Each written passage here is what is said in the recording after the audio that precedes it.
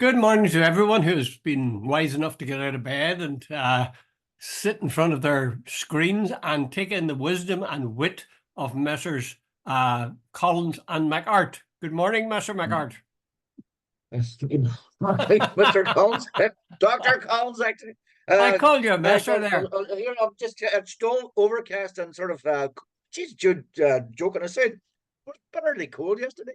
Aye, oh, it's turned nasty, but I think it'll go away again. It's 12 Uh, degrees now, but we see it uh, gets spoiled very quickly.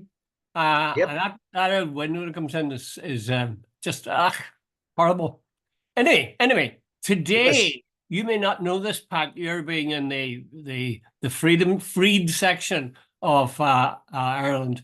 We in our the dear occupied Ireland. six counties are having the honour of a Yes, visit from our Prime Minister, Rishi Sunak. yeah, Now, nah, a couple of things I want to say about that, and then you can tell me what you think. One is you say to yourself, Rishi's coming over here in part of his campaign for the general election. Why? There are no votes. There's not a single bloody vote from here. There's no, it's not going to do any good vote wise.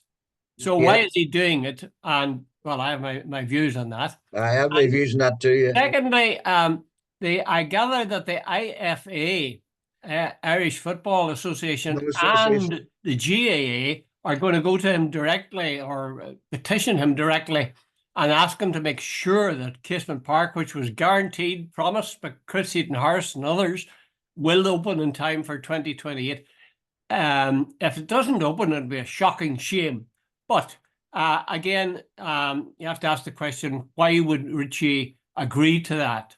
So what are your thoughts, Pat? Why did he come in the first place, and why would he agree maybe or not to Casement Park? I'd say Jude, very simple. He's getting Northern Ireland out of the way quickly. Yeah, He only called the election, what, 2 days ago? yeah. Yesterday was the first full day, so getting Northern Ireland's meaningless.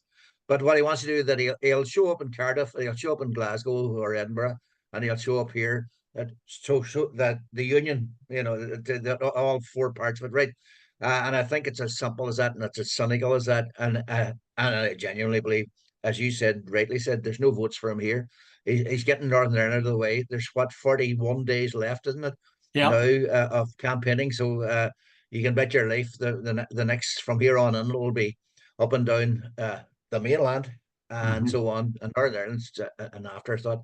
As regards to, I was watching somebody on the other night, an accountant, I think, or an economist, who said Northern Ireland missing out on Casement Park development is and he says those who are sort of opposing it are cutting off their nose to spite their face.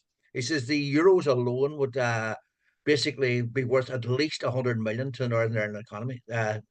Then he says there would be a considerable follow on, and the other thing is he says the benefit in tourism and the benefit in foreign direct investment, because he said a successful Euro tournament in Belfast would send out all the right messages to people that there's stability here, that things are really improving, and so on. And he worked out somewhere, Jude, and I'm sort of half making this up, that somewhere that the whole thing could be worth about 200 million all in. So, Jude, the cost and then of course, Jude, there's a legacy. The thing will be there, the stadium. It can be used for not just GA, but other things for big events. It can be so the long term economic benefits could be considerable. But he says the reputational benefits, of which are sort of difficult, he said they could be very, very considerable in the sense that American business people and industrials who, if he says the one thing that business likes is stability and knowing that everything's okay. And he said they could consider locating in Northern Ireland. We've had a reputation for a long time of instability. This could say stability, and that Yeah. is why when people seriously invest. Yeah, I think that's right. I don't think enough emphasis has been put on the fact that there really should be one, regardless of the fact that it'll bring in income, regardless of the fact that it'll encourage foreign investment. I mean, we have a rugby stadium, we have a soccer Soccer stadium, and it's stadium. obvious that I mean, if you're going to have any degree of balance, you're going to have a GAA stadium. And if you don't, that will rankle. That really will set back any sense that Catholics or nationalists have towards Britain. They'll say that's another example of how they just jerk us off, and they go with their traditional allies, the Unionists. So, But by can you imagine too if the Euros are matches in Scotland, matches in, I think there's one in Cardiff Arms Park. yeah, There's one in obviously I think the final's going to be in Wembley. There's going to be a couple in Dublin, and the one place that's missing out is yeah, Belfast, yeah, Northern yeah. Ireland. That sends out totally the wrong message. But by the way, Jude, if there are people in the unionist community and the loyalist community that are so narrow-minded, it'll be their loss long term as much as everybody else's. I think the fact that we're really lucky that the thing that's pushing towards the completion of the building of it is that it's going to be a Euro soccer Tournament. championship. I Yeah, think that's very neat and sweet, because if it had been get it ready for a big GAA game or a big GAA yeah, final, there wouldn't be the yeah, same thing at all. So the fact that it's an integral part of the UK in a way, and yet a yeah. GAA stadium, I think that's the perfect sort of combination. Okay, put your money where your mouth is, Pat. Do you think it'll happen? I well, here I'll go the 50-50 because I think there's a very good case for it. But this is we're heading towards 2025, and if the go ahead doesn't start soon, building a stadium of that size and dimension, it's going to take at least 2-3 years at least. Yeah. So it's getting the time frame is getting very tight. Oh, it is. So It's really tight. unless the sanction happens very quickly, very soon, sorry, it's even if it gets to go ahead maybe next year, I doubt if it would be ready in time. But I mean, we've always heard that about the Olympics. There's always been Yeah. stories about, oh God, they haven't got the thing ready. But they always manage to have it ready in the end. But So I'd say the they're same getting four thing. and five. Right. But like you'll know, like, well, this is 2024. They already know for the 28th Olympics there's going to be held, and nearly up to the 32 Olympics. So Mhm, like there's always, and even then it's a race against time. mhm. This is much tighter. Yeah, yeah, it is all right. Although they have got it, in a way, it's an improvement of a ground that is already there, which should Yeah. be some sort of, they're not starting from a greenfield site, so No, to that's true. I agree so with that. Yeah. so I think it's sort of ironic, that Rishi is coming, and Rishi is coming because not of any interest in the north of Ireland, but because he wants the rest of the UK to think of him as a fine fellow holding the union together. That's it. Rishi will be Exactly. approached with regard to Casement Park, and I in the end would say probably say yes. Now, I may not say yes today, but I would say I think Casement Park will be built, and I think the reason that he's here for that, or if he does give it his blessing, it'll not be because he gives a damn about Gaelic sports or anything else, but he'll be able to say implicitly to the people on the mainland that here I am bringing together the Protestant and Catholic people, Yeah, the yeah, IFA yeah. and the GAA. What a guy I am. Vote for me, please. Yeah, So, Jude, I think something. That's the reason I think if it's going to go ahead, that's the reason it will go ahead. There could be some announcement today, even that it's getting to go ahead because that's going to, here we are, as you yeah. say. The only thing about the other side of it, he's going out of office. Does he give a shit? That's true. He's going to be obliterated. But I think his Yeah, main purpose is to do as decent a job, in terms of getting people out to vote Conservative as he possibly can. Because, well, I suppose he knows he's finished if he doesn't get them. But yeah, I think he wants, at least if he loses, to be respectably losing. He's been yeah. unfortunate so far. Wouldn't you think somebody would have went out with a bloody umbrella and held it over him during? Oh, jeez. My wife said the same. Jesus, Jude. If ever there was symbolism, of a thing coming to an end, was this wee man sitting at a lectern getting absolute the imagery, the symbolism of that is, I know, the defeated and drenched on a bad day, and that Yeah, it just symbolized everything about the Tory yeah, party. By the way, Jude, isn't it amazing? Look at the way they came in with an 80-seat majority. And in the yeah. space of about 4 years, Boris Johnson, and Liz Truss and Theresa May, oh, no, Theresa May was before, look what they've done. They have trashed Britain's reputation. That, uh, Johnson couldn't lie straight in bed. He just told lie after lie. Every norm, every convention that was part of the old tradition, like Yeah. it's like drinking cider in Cornwall, and all that disappeared. There were no rules. The whole thing about COVID, and so and he just sort of said they basically upended everything that was the old traditional ways, Yeah. and it certainly didn't do the Tory party any good. Yeah. From hero to zero in Yeah, few short steps. in But the shortest possible time. don't What? forget, Pat, it was due to Boris that they flew as high as they did. It's a real case of Icarus But that he got. what is it, Icarus or Mm, Icarus who flew too close to the sun? He that's can go right. up too high and then get too high. Yeah, yeah. Yeah. Not. We're Yeah. not suggesting he takes, illegal substances or anything when you No, no, say. Oh, okay, he okay. might do. How the hell do I know? Okay, Yeah. let's go to this miserable, sad, horrible story regarding Israel. Uh, The Irish government, that is the South of Ireland government, has finally got the cojones together to say they will recognize the state of Palestine.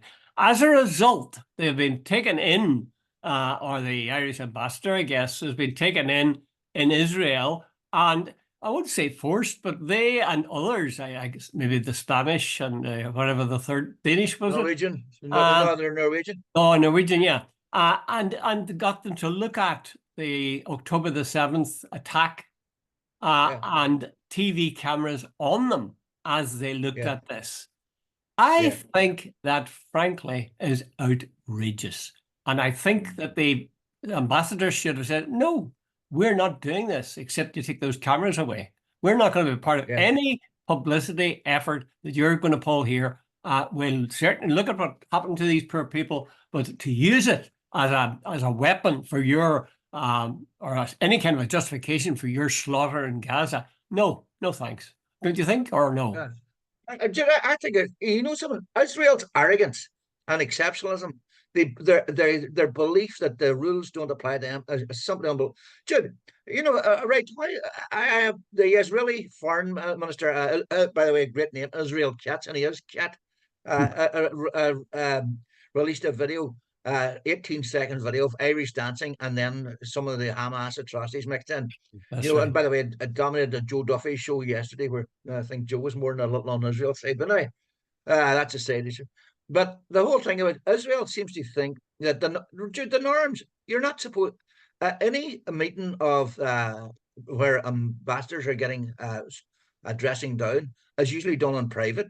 It doesn't done with the media in attendance and so on. So Israel taking in the ambassadors of Norway, Spain, and Ireland to give them a dressing down was done deliberately to humiliate those countries and Yeah. and so on. That's disgraceful. By Yes. the way, the Palestinians could produce any number of videos of Israeli atrocities, of digging up graves with people's hands tied behind their backs, including doctors and their scrubs and so on. They could show babies being pulled out with their limbs missing from buildings that the Israelis have bombed, whole families. Any if the Israelis think that they've got some sort of monopoly on atrocity. The Palestinians are the only ones of doing this. The Israelis have done things that are absolutely disgusting. Well, So that but Jude, the Israelis have got American backing, and the Americans think Lindsey Graham said Ireland should be sort of put on this sort of censure list, sort of thing. This sort of arrogance that anybody that opposes Israel, our ally Israel, Jude, I am so proud of the Irish nation that our I mean, your republic state. that we have the state shut up that we have done what we did. Absolutely. Well, I'm very, very glad too. But I wish to God they'd done it about 6 months ago, Same rather here. than now. And Leo Varadkar to some extent warned then on the dangers of seeking revenge. But here's a statement from Israel. But what we see here, the comments made by politicians, different initiatives spreading in civil society, it has gone beyond the normal criticism. It is a vilification of a whole society, which now is also translated to the Jewish community here. Can you believe that? They're saying if you That's say that. Yeah, anything about that's the how all things. slaughter in Gaza, you're encouraging anti-Semitism in Dublin, say. Yeah, that's Dana Ehrlich. By the way, I don't believe you should expel ambassadors. You have to keep, but I would seriously consider making an exception for her. A really genuine one. We're a country that has sort of endured oppression, occupation, Yeah. starvation. We know it. Our emotional investment is with the Palestinians, not with the Israelis. To us, the Israelis represents colonialism. They're the people. They're the people with the army, the navy, and the power. They're the ones that are doing the subjugation and the oppression. Hey, Jude, the Israelis have gone into Gaza on numerous occasions. The Gazans came into Israel once on October 7th. That's basically what happened. The Hamas. The track record. There's the people in Gaza have been sort of what would you say, confined for about 17 years behind an Israeli occupation. If you saw some of the video the other night, the Israelis deliberately drop bombs on the boats that the fishermen use. Jude, how can they're not only allowed to go out about 4 miles. So there was no strategic benefit. There was just nasty, venomous stuff.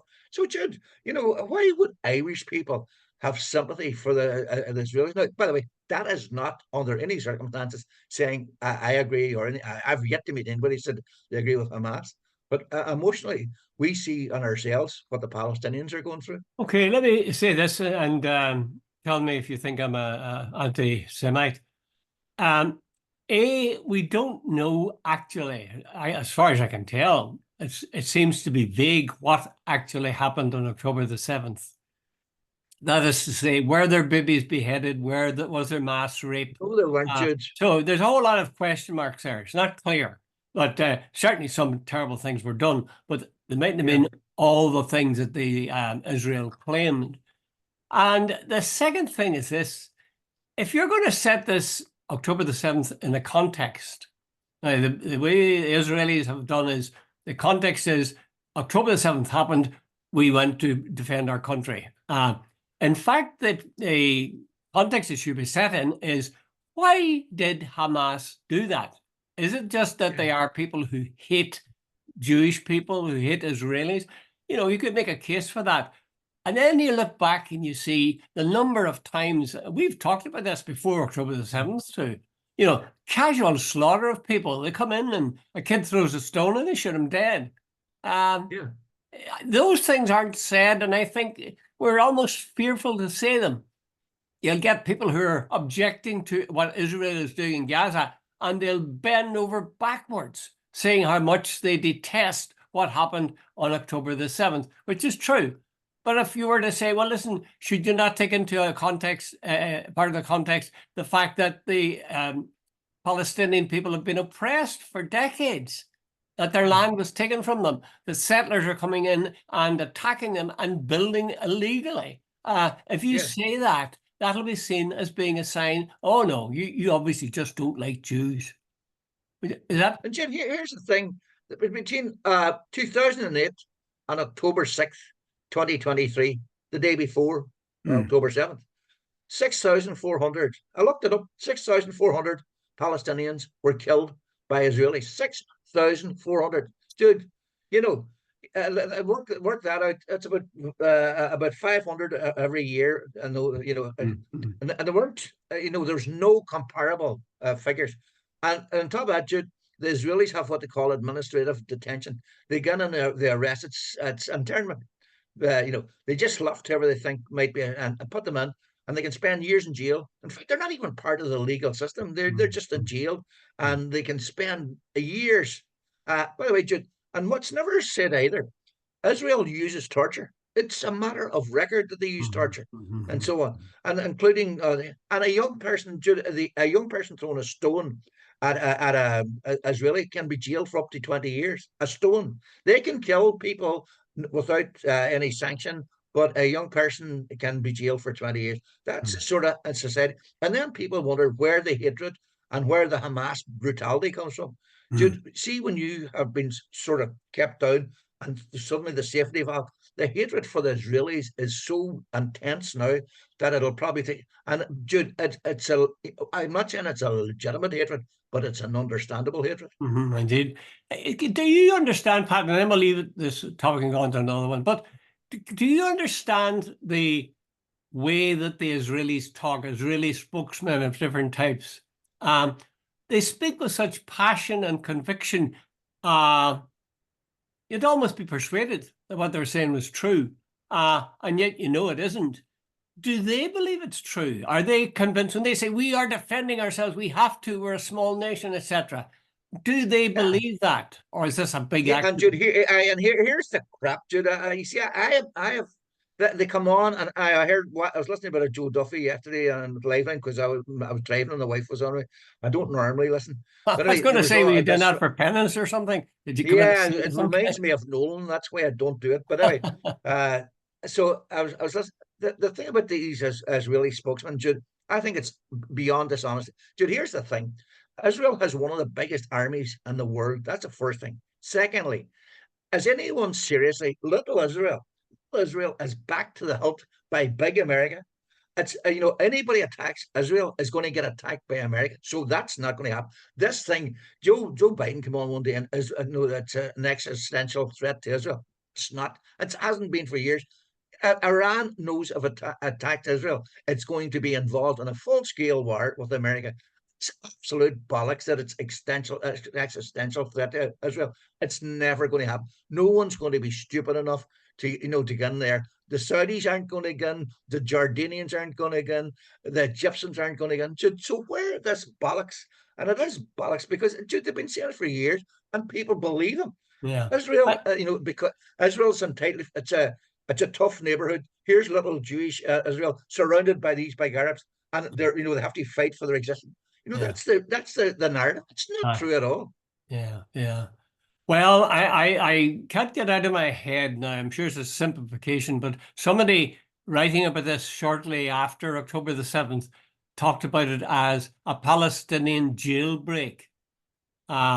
Now, certainly the people in Gaza were often spoken of as living in an open-air prison where there were pretty Yeah. brutal warders. So, if you're trying to get out of prison or do something to long-term get you out of prison, you tend to do terrible things.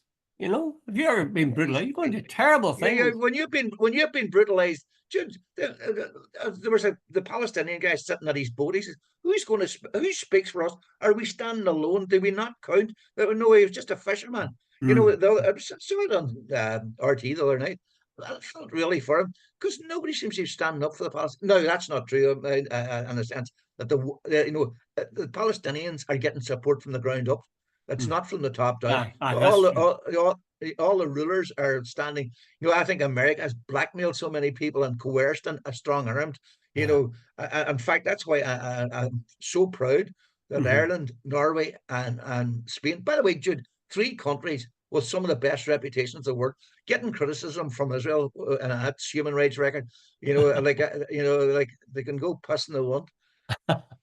Okay, let's leave that pissing in the wind and turn to a hero of Ireland. Now, this is a man that I heard about when I was a kid, and I couldn't believe it. I think it was a Time magazine cover he was on, and he talked about it as the Golden Boy.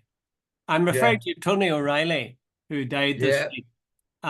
And he was hailed as being one of the people who made the Celtic Tiger possible by showing how Irish people could thrive.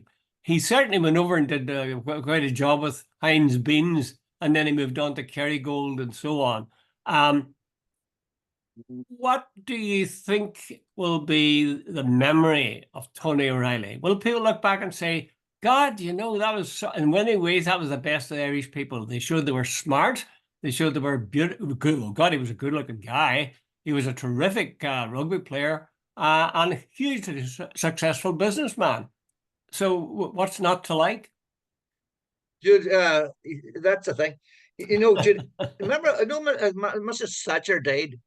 The ruling class, the Tories, the right wing, thinks she was the greatest prime minister ever. Hmm. And those of us on the left detest everything she stood for. Well, Tony O'Reilly for me is pretty much the Margaret Thatcher. He done all these things and so on. He bit of a genius. He branded Kerrygold, put a gold wrapper around it, and Bartman sent it off to America. And they were so good at it. Hines took along, and he became chairman. And then he started, But here's the thing, Jim. Tony O'Reilly. Apparently, when he was a young man and he driving his black Mercedes, he knocked somebody down somewhere about Kerry, and his father had such influence that incident never made it to the papers. Well, what was that? I read that too, Pat. Do you happen to know how injured was that person, or were they killed? Or I don't know, Jude. I don't know, but it taught Tony the value of the media. Right. Let's move on, Jude, because this could. Tony bought the Independent, and let's get this clear, Jude. I consider his role malevolent, and let's get and people like Owen Harris, John A. Murphy, and Eilish O'Hanlon would have been on the fringes, and I mean the absolute fringes of society and political thought in Ireland, and they were brought centre stage, and for years they were allowed to peddle a certain, by the way, anti-republican, anti-northern sort of stuff. What do you call him? Jesus. Owen Harris had an agreement with the editor that they weren't allowed to criticize his column. There was no letters published that to criticize his column. Tony O'Reilly was a West Brit on steroids. He absolutely apparently when he was a rugby player, he went off to New Zealand, and there was a writer there whose name escapes me, a British guy, who said his fawning over these rich guys was actually remarkable. O'Reilly bought, I think, Cape Cornwall in about 1979, 80, and symbolically presented it to Margaret Thatcher. He bought the London Independent, where he told what he called the former BBC political editor, whose name escapes me as well. He bought that so they could get into Downing Street. He absolutely loved being called Sir Anthony O'Reilly, and so on. He was a West Brit per accent, and his papers sort of purveyed that view. And the other thing, final thing, Jude, he made everybody that opposed that out. Sorry, I'll start again. The implication that I remember one of the editors said Tony O'Reilly doesn't interfere in the day-to-day running of the editorial. Not half, he didn't. The papers reflected his views totally. Well, I've slightly mixed feelings. I hate my sort of dream of a golden boy and all the good stuff he did being shattered. I find it happens, but it's still not pleasant. And I ask myself, if I was Sir Jude Collins, would I not want to flaunt it? If you've got it, flaunt it. If you were Sir Pat McGart, would you not be flaunting it? See, when you sign your name into the hotels, when these big hotels you go to. I remember he's dead now, the guy Harris, who was the editor, Angus Fanning. He claimed. Now, Jude, I know a person in John Hume's, we'll call it wider family circle, who had a discussion with a certain independent senior person in the Irish Independent, and he said, of course they interfered. They definitely interfered. And it was in pursuit of a political that reflected his stance. But surely, you see, the thing is this. I think I'm trying to be fair to this guy. I agree with you what you're saying, but I mean, if you had the title, you'd use it. He took over the Indo, and you're right. They had a steady stream of criticism, and really vitriolic criticism of John Hume in particular when he was in the talks with Adams. But is Tony O'Reilly not entitled to his point of view?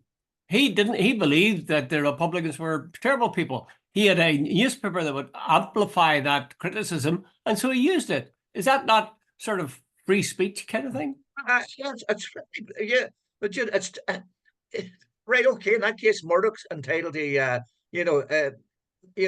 it's. But I think it's a subvention or a subverting of not subvention, subverting of democracy. These guys are using a platform to build a consensus that suits their agenda. They should say we are West Brits. We support the British role in Ireland. we're anti-republic. I know. Remember, somebody said politicians should be like NASCAR, and some of them, in America, everybody should know who sponsors them.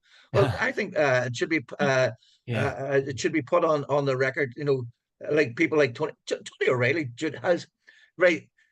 You look at everything he done in his life was Yeah. about getting in the right doors and so on. Now, the other thing, and I don't use the term lightly because maybe if the fact that he discovered when he was about 16 that he was illegitimate and Uh, Irish, that his father a he family of thought he was an six or only something. Yeah. he thought he was an only child, but Yeah. in actual fact his father had left the mother and set up with somebody else, which Mm-hmm. is who was Tony O'Reilly's mother. Maybe in an Irish sense, maybe that sort of said, in his head that he was illegitimate in Ireland, and whereas in other parts of the world he was Sir Anthony O'Reilly. Maybe that had something to do with it. But Mm-hmm. Jude, the reality is, I think he gave platforms to people that I think didn't do our society and treated certain people very, very unfairly. I And agree. for I that, agree. I think he should be held accountable. Yeah, yeah, I Not that he agree. will be, I by the way. agree. But in my most saintly and dispassionate moments, I have to say, I think, well, he's entitled to his point of view, and if he can get it Yeah, across with a superpower like the Indo behind him, yeah. I that's the think way to go. that's it. It was abuse of power that I object Abuse, to. well, that's true. Yeah, if you put it like that, abuse of power. Okay, let's go on to this trivial item. It's not trivial at all. I find it really interesting. The Dublin portal. I never heard of it before. A portal, of course, a portal is like the Lion, the Witch, and the Wardrobe, where you get into Well, the yeah, the cupboard portal, you and can see suddenly through you're it in to another another place. world. Yeah, yeah, yeah. So they put this up in Dublin, and it's sort of a big. Is it circle shaped or oval shaped? Circle shaped. Yeah. Ah, People in walking down, is it Fifth Avenue or someone in yeah. America can see Dublin, and Dublin people walking down O'Connell Street can see Fifth Avenue. Can You you know, just see? I wonder, can they hear? I wonder, can they hear? they can. Well, they could interact anyway. No, Aye. Well, you've asked a question okay. that I can't answer. Now they Yeah, had it running 24/7 for yeah, about 3 weeks or something, and then they stopped doing it. They then came back on, and it's running now from something like 9 in the morning to 5 or 7 or something like that at night. yeah. Yeah. Do you think that was a good idea?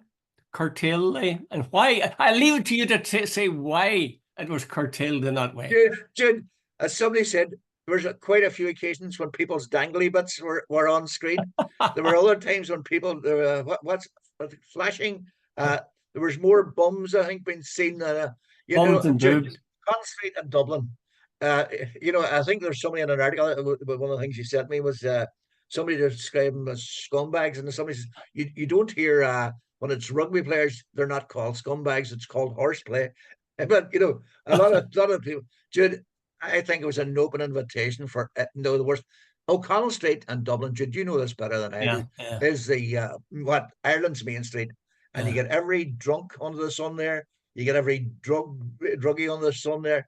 And any of the visitors to Ireland, you can bet your life, when they're all out on these stag parties and they're coming down, they see the portal, Jude, they're going to go for it, and it was inevitable, Jude, wasn't it? Well, are you saying what's your judgment on that? Okay, I agree with you, it was Jude, hindsight, which is an ambiguous term. With hindsight, we can see how that was going to happen. The question is, uh, do you disapprove of it? Was it wrong? Should they have done that kind of thing? Should they not have they shouldn't have respected? done it, but they shouldn't have done it. But I wouldn't get too excited about it either. To tell it the crack, okay. Joe Duffy, the famous Joe Duffy, says, "Ireland, you've disgraced yourself," or Dublin, you've disgraced. This is W.B. Yeats, in the Abbey. Ireland, you have disgraced yourselves again. When there was a riot, do you Yeah, remember? Was it the yeah. GDC? But was it what do you call it? The Playboy of the Western World, That's wasn't it? right, yeah. Sings And they play. used the word Yeah. shift or something. So she came out in her shift or something. Yeah, but Huh. no. Look, hey, let's not get too prim and proper or priggish here. Like things like that's going to happen. Like, maybe hey, see, the first while it was inevitable that people were going to, it'll settle down and people will stop doing it. I Once the agree. people get used to it. I agree. I agree. My first reaction, I have to say, being a middle-class person, was disgusting. What a bunch of couriers doing that kind of thing. This nice portal. And then I began to think, jeez, that's a good crack. I mean, Yeah, it's sort of a tribute to the Irish temperament that they can take something yeah. like this and start mooning it or putting their boobs on That was the display. word I couldn't remember, Jude. Mooning, that's the word. I couldn't remember the word there. Brilliant. Yeah. I mean, I guess they're very funny. And as you say, if they let the thing settle down, people get tired of it, they stop. Yeah, The yeah. other thing Jude, is, it's a sort of the newness of it, and hey, Jude. By the way, before we go, should we not mention the election and what do you think about the fact who's going to win the British general election, Dick, of come which on. you're a part of the You occupied are territories? joking. You are joking. You're asking me what I think. Of course, poor Richie is going to be beaten. The question is, how much is he going to be beaten by? And I say Yeah, it's better to talk that way about him being beaten rather than to say that Keir Starmer is going to win, because Keir yeah, Starmer's an empty vessel, a tinkling cymbal, use whatever image you want. I just can't bear the yeah. guy. Really, it's got to the stage where I nearly need to turn off the TV when he comes on. Yeah. I, And what do you think of the SDLP giving up their boycott of the Nolan show? I think that's a very sort of opportunistic move because he wants to get highlighted in the coming weeks. And he's under threat, Colin Eastwood is under threat in Derry because his wonderful victory the last time was a huge surprise. Sinn Féin was so strong Yeah. and then they blew it completely.